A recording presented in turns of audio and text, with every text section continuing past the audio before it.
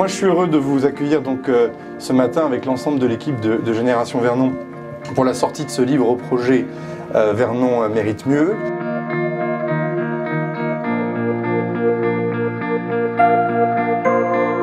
Tout simplement déjà, pourquoi un livre? Pour répondre aux attentes des habitants de Vernon, pour redonner du sens à l'action politique locale. Alors pour ça, bien évidemment, déjà, il fallait écouter les gens. Plus de 2000 retours ont été enregistrés pour répondre à des questions aussi simples que quelle est votre attente en matière de sécurité, d'emploi, de vie quotidienne dans votre rue, dans votre quartier.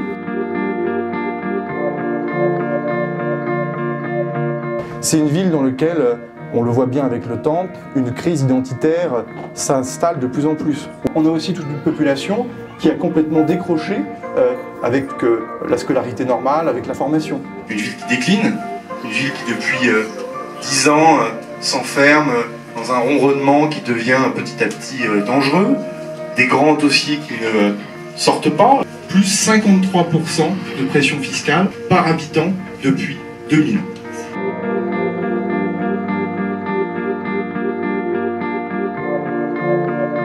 Il faut regarder la ville, non pas comme on aimerait qu'elle soit ou comme elle a pu être dans le passé, il faut la regarder avec lucidité comme elle est aujourd'hui. C'est une ville jeune. 40% de la population a moins de 30 ans.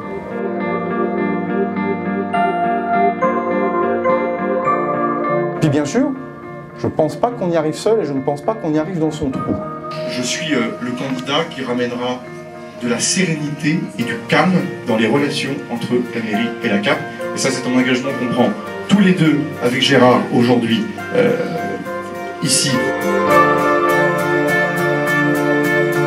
126 propositions dans cet ouvrage.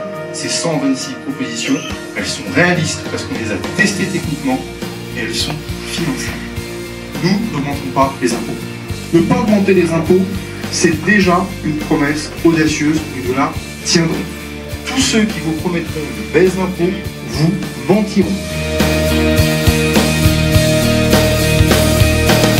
126 propositions, c'est beaucoup. C'est pas non plus beaucoup par rapport aux enjeux.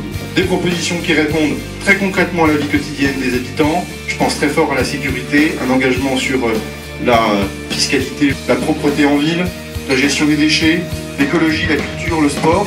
Toutes ces questions qui font votre vie quotidienne et dont vous attendez légitimement que le maire apporte des réponses.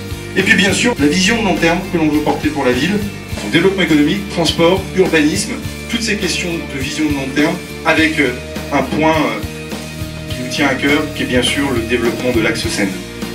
Dans 6 ans, voilà ce que j'aurais fait et je demande à être jugé là-dessus et uniquement là-dessus.